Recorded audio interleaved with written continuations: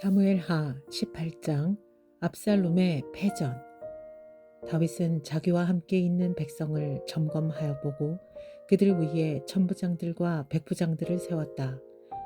다윗은 또 모든 백성을 세 때로 나눈 뒤에 3분의 1은 요압에게 맡기고 또 3분의 1은 수르야의 아들이며 요압의 동생인 아비새에게 맡기고 나머지 3분의 1은 가드 사람 이때에게 맡겼다. 그런 다음에 왕이 온 백성에게 자기도 그들과 함께 싸움터로 나가겠다고 선언하니 온 백성이 외쳤다. 임금님께서 나가시면 안 됩니다. 우리가 도망친다 하여도 그들이 우리에게는 마음을 두지 않을 것이며 우리가 절반이나 죽는다 하여도 그들은 우리에게 마음을 두지 않을 것입니다. 임금님은 우리들 10,000명과 다름이 없으십니다. 그러니 임금님은 이제 성 안에 계시면서 우리를 도우시는 것이 더 좋겠습니다. 그러자 왕은 그들의 의견을 따르겠다고 말하고 성문 곁에 서 있으니 온 백성이 100명씩 1000명씩 부대별로 나아갔다. 그때의 왕이 요압과 아비새와 이때에게 부탁하였다. 나를 생각해서라도 저 어린 압살롬을 너그럽게 대하여 주시오. 왕이 압살롬을 너그럽게 대하여 달라고 모든 지휘관에게 부탁하는 말을 온 백성이 다 들었다. 다윗의 군대가 이스라엘 사람과 싸우려고 들녘으로 나아가서 에브라임 숲속에서 싸움을 하였다. 거기에서 이스라엘 백성이 다윗의 부하들에게 패하였는데 그들은 그날 거기에서 크게 패하였다. 20,000명이나 죽었다. 싸움이 온 땅 사방으로 번져나가자 그날 숲속에서 목숨을 잃은 군인이 칼에 찔려서 죽은 군인보다 더 많았다. 압살롬이 어쩌다가 다윗의 부하들과 마주쳤다. 압살롬은 노새를 타고 있었는데 그 노새가 큰 상수리 나무의 울창한 가지 밑으로 달려갈 때에 그의 머리채가 상수리 나무에 휘감기는 바람에 그는 공중에 매달리고 그가 타고 가던 노새는 빠져나갔다. 어떤 사람이 이것을 보고서 요압에게 알려주었다. 압살롬이 상수리 나무에 매달려 있습니다. 요압이 자기에게 소식을 전하여 준 그 사람에게 물었다. 내가 그를 보았는데도 왜 그를 당장에 쳐서 땅에 떨어뜨리지 않았느냐? 그랬더라면 내가 너에게 은 10개와 띠 하나를 주었을 것이다. 그 사람이 요압에게 대답하였다. 비록 은 1,000개를 달아서 저의 손에 쥐어 주신다 해도 저는 감히 손을 들어 임금님의 아들을 치지 않을 것입니다. 임금님께서 우리 모두가 듣도록 장군님과 아비새와 이때에게 누구든지 어린 압살롬을 보호하여 달라고 부탁하셨기 때문입니다. 제가 임금님을 속이고 그의 생명을 해치면 임금님 앞에서는 아무 일도 숨길 수가 없기 때문에 장군님까지도 저에게서 등을 돌릴 것입니다. 그러자 요압은 너하고 이렇게 꾸물거릴 시간이 없다 하고 말한 뒤에 투창 세 자루를 손에 들고 가서 아직도 상수리 나무의 한가운데 산채로 매달려 있는 압살롬의 심장을 꿰뚫었다. 요압의 무기를 들고 다니는 젊은이 10명도 모두 둘러싸고서 압살롬을 쳐서 죽였다. 그런 다음에 요압이 나팔을 부니 백성이 이스라엘 사람을 뒤쫓다가 돌아왔다. 요압이 백성에게 싸움을 그치게 하였기 때문이다. 그들은 압살롬을 들여다가 숲속의 깊은 구덩이에 집어던지고 그 위에다가 아주 큰 돌무더기를 쌓았다. 온 이스라엘 사람은 도망하여서 저마다 자기 장막으로 돌아갔다. 평소에 압살롬은 자기의 이름을 후대에 남길 아들이 없다고 생각하여 살아있을 때에 이미 자기 비석을 준비하여 세웠는데 그것이 지금 왕의 골짜기에 있다. 압살롬이 그 돌기둥을 자기의 이름을 따서 불렀기 때문에 사람들은 그것을 오늘날까지도 압살롬의 비석이라고 한다. 다윗이 압살롬의 죽음을 슬퍼하다. 그때의 사독의 아들 아히마아스가 요압에게 말하였다. 제가 임금님에게로 달려가서 주님께서 임금님의 원수에게 구원하셨다는 이 기쁜 소식을 전하겠습니다. 그러나 요압이 말렸다. 오늘은 아무리 좋은 소식이라도 내가 전하여서는 안 된다. 너는 다른 날 이 좋은 소식을 전하여도 된다. 그러나 오늘은 날이 아니다. 오늘은 임금님의 아들이 죽은 날이다. 그리고는 요압이 에디오피아 사람에게 명령하였다. 네가 가서 본대로 임금님께 아뢰어라. 그러자 그 에디오피아 사람이 요압에게 절을 하고 달려갔다. 사독의 아들 아히마아스가 또다시 요압에게 말하였다. 저에게 무슨 일이 일어나도 좋으니 저도 저 에디오피아 사람과 같이 가서 보고할 수 있도록 허락하여 주십시오. 그러나 요압은 또 말렸다. 아히마아스야, 내가 왜 가려고 하는지 모르겠구나. 내가 가보아야 이 소식으로는 아무 상도 받지 못한다. 아히마아스가 또다시 말하였다. 저에게 무슨 일이 일어나도 좋으니 저도 가겠습니다. 요압이 그에게 말하였다. 그렇다면 더 말리지 않겠다. 아히마아스는 요단 계곡을 지나는 길로 달려서 그 에디오피아 사람을 앞질렀다. 그때의 다윗은 두 성문 곧 안문과 바깥문 사이에 앉아 있었는데 바스군이 성문의 지붕 위로 올라가서 성벽 위에서 멀리 바라보고 있다가 어떤 사람이 혼자 달려오는 것을 보았다. 바스군이 큰 소리로 이 사실을 왕에게 알리니 왕은 혼자 오는 사람이면 좋은 소식을 전하는 사람이다 하고 대답하였다. 그 사람이 점점 더 가까이에 이르렀다. 바스군이 보니 또 한 사람이 달려오고 있었다. 바스군이 큰 소리로 문지기에게 또 한 사람이 달려온다 하고 외치니 왕은 그도 좋은 소식을 전하는 사람이다 하고 말하였다. 바스군이 또 알렸다. 제가 보기에 앞서서 오는 사람은 달리는 것이 사독의 아들 아히마아스가 달리는 것과 같습니다. 그러자 왕이 대답하였다. 그는 좋은 사람이니 좋은 소식을 전하러 올 것이다. 아히마아스가 왕에게 가까이 이르러서 평안하시기를 빕니다 하고 인사를 드리며 얼굴이 땅에 닿도록 왕에게 절을 하며 아뢰었다.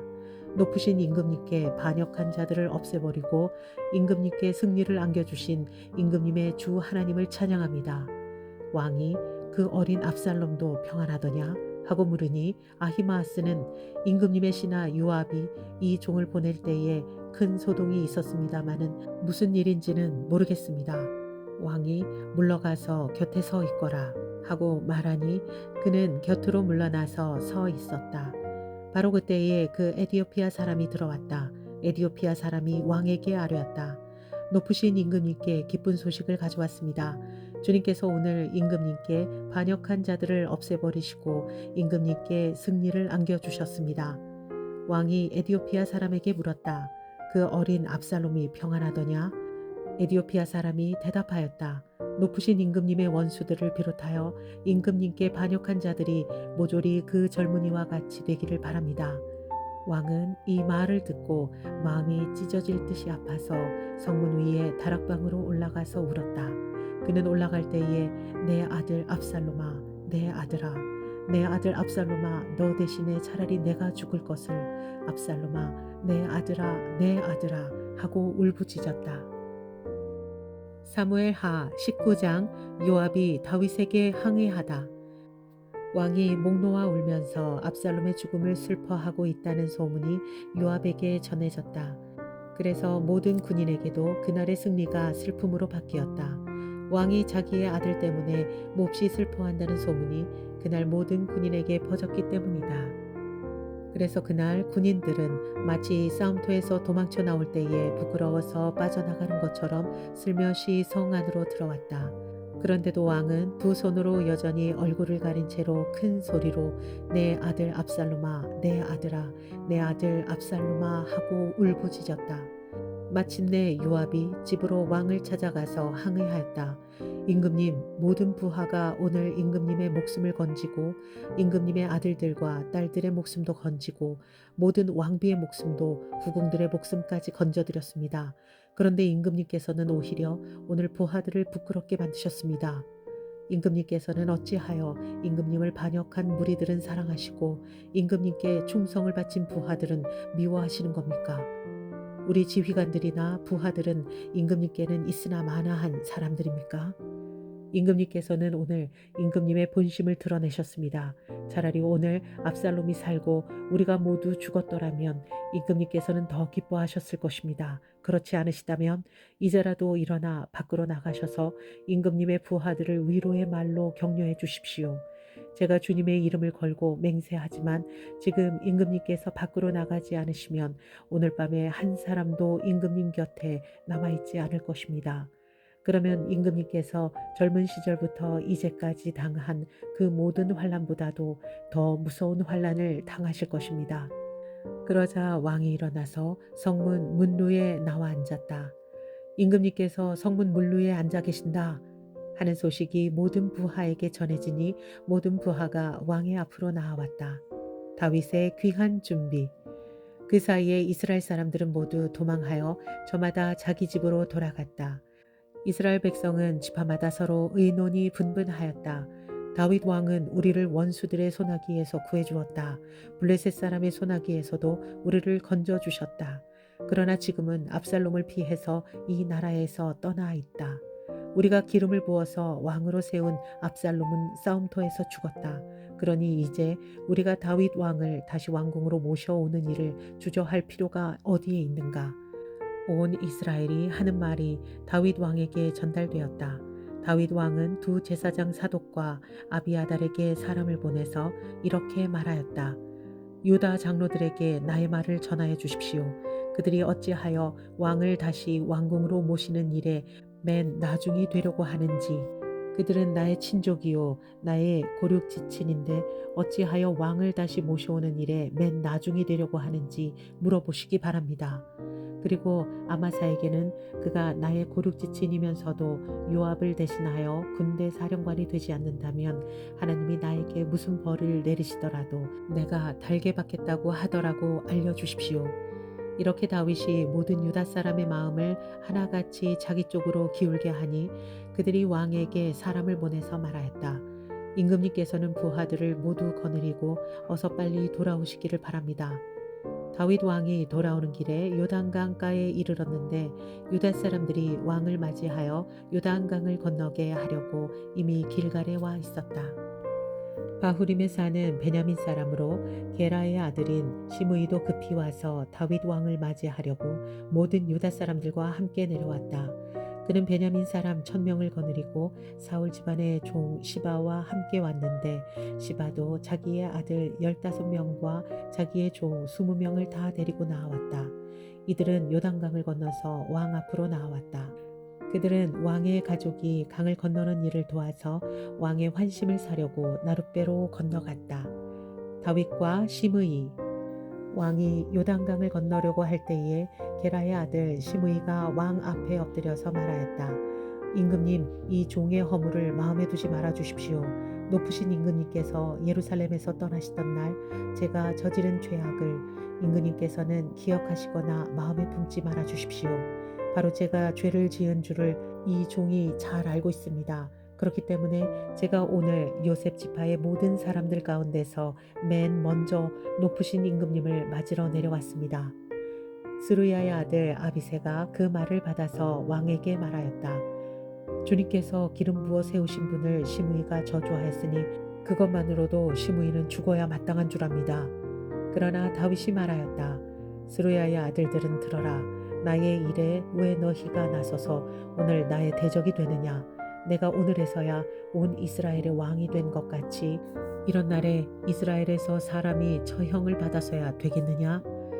왕이 시므이에게 맹세하였다. 너는 처형을 당하지 않을 것이다. 다윗과 무비보셋. 그때 사울의 손자 무비보셋도 왕을 맞으러 내려왔다. 그는 왕이 떠나간 날부터 평안하게 다시 돌아오는 날까지 발도 씻지 않고 수염도 깎지 않고 옷도 빨아입지 않았다. 그가 예루살렘에서 와서 왕을 맞이하니 왕이 그에게 물었다. 무비보셋은 어찌하여 나와 함께 떠나지 않았느냐? 그가 대답하였다.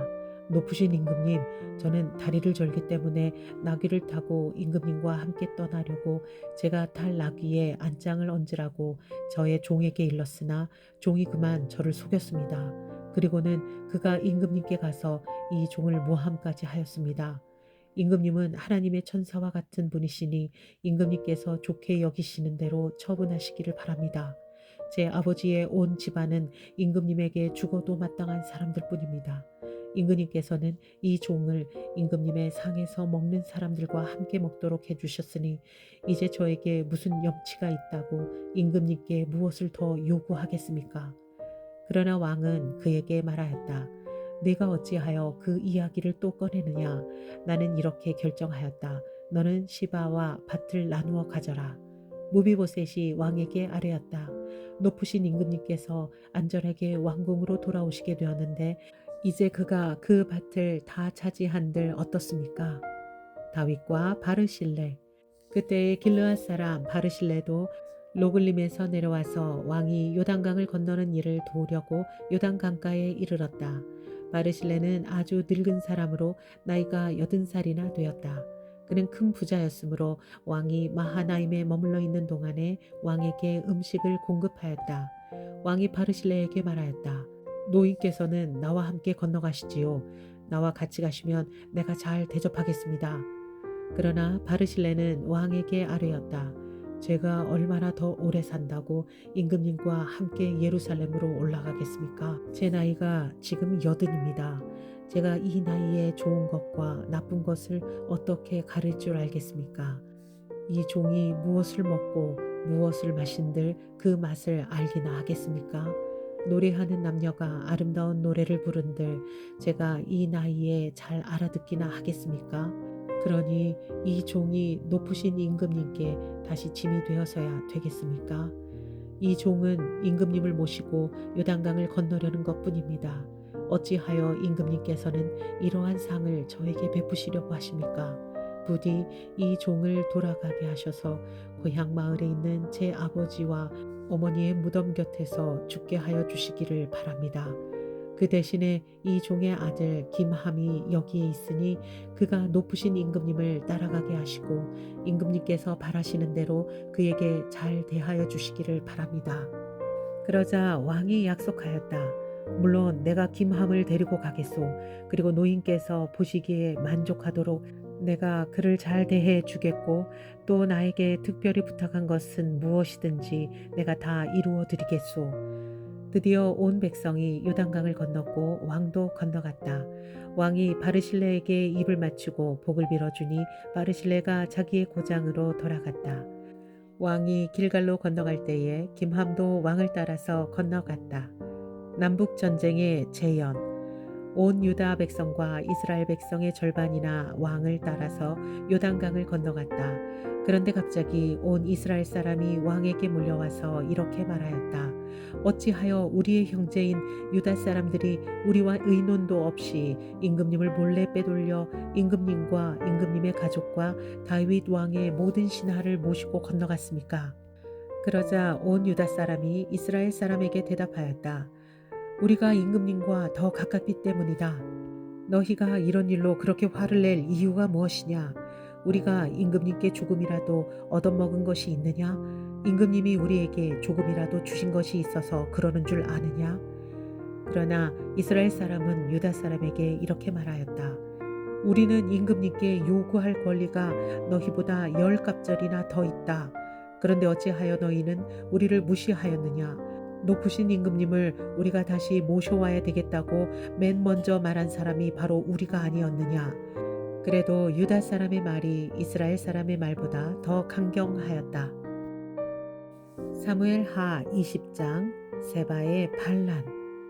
그 즈음에 불량배 한 사람이 그곳에 있었는데 그의 이름은 세바였다. 그는 비그리의 아들로서 베냐민 사람이었다. 그는 나팔을 불면서 이렇게 외쳤다. 우리가 다윗에게서 얻을 몫은 아무것도 없다. 우리가 이새의 아들에게서 물려받을 유산은 아무것도 없다. 그러니 이스라엘 사람들아 모두들 자기의 집으로 돌아가자. 이 말을 들은 온 이스라엘 사람은 다윗을 버리고 비그리의 아들 세바를 따라갔다. 그러나 유다 사람은 요단강에서 예루살렘에 이르기까지 줄곧 자기들의 왕을 따랐다. 다윗은 예루살렘의 왕궁으로 돌아온 뒤에 예전의 왕궁을 지키라고 남겨둔 후궁 10명을 붙잡아서 방에 가두고 감시병을 두었다. 왕이 그들에게 먹을 것만 주고 더 이상 그들과 잠자리를 함께 하지 않았으므로 그들은 죽을 때까지 갇혀서 생과부로 지냈다. 왕이 아마사에게 명령하였다.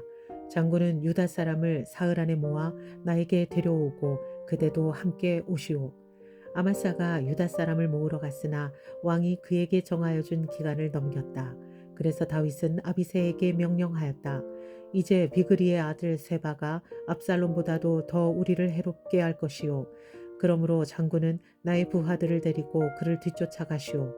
혹시라도 그가 잘 요새화된 성읍들을 발견하여 그리로 피신하면 우리가 찾지 못할까 염려되오. 그래서 요압의 부하들과 그렛 사람과 블렛 사람과 모든 용사가 비그리의 아들 세바를 뒤쫓아가려고 아비새를 따라 예루살렘 밖으로 나갔다. 그들이 기브온의 큰 바위 곁에 이르렀을 때에 아마사가 그들의 앞으로 다가왔다. 요압은 군복을 입고 허리에 띠를 띠고 있었는데 거기에는 칼집이 달려 있고 그 칼집에는 칼이 들어 있었다.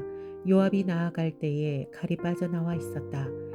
요압은 아마사에게 형님 평안하시오 하고 말하면서 오른손으로 아마사의 턱수염을 붙잡고 입을 맞추었다. 요압이 다른 손으로 칼을 빼어 잡았는데 아마사는 그것을 눈치채지 못하였다. 요압이 그 칼로 아마사의 배를 찔러서 그의 창자가 땅바닥에 쏟아지게 하니 다시 찌를 필요도 없이 아마사가 죽었다. 그런 다음에 요압은 자기 동생 아비새와 함께 비그리의 아들 세바를 뒤쫓아갔다. 그때 요압의 부하 한 사람이 아마사의 주검 곁에 서서 외쳤다. 요압을 지지하는 사람과 다윗 쪽에 선 사람은 요압 장군을 따르시오. 그러나 아마사가 큰 길의 한가운데서 피투성이가 되어 있었으므로 지나가는 모든 군인이 멈추어 서는 것을 요압의 부하가 보고 아마사를 큰 길에서 들판으로 치워 놓았다. 그런데도 그의 곁으로 지나가는 군인마다 멈추어 서는 것을 보고 요압의 부하가 아마사의 주검을 옷으로 덮어 놓았다. 그가 큰 길에서 아마사를 치우자 군인들이 모두 요압을 따라서 비그리의 아들 세바를 뒤쫓아갔다.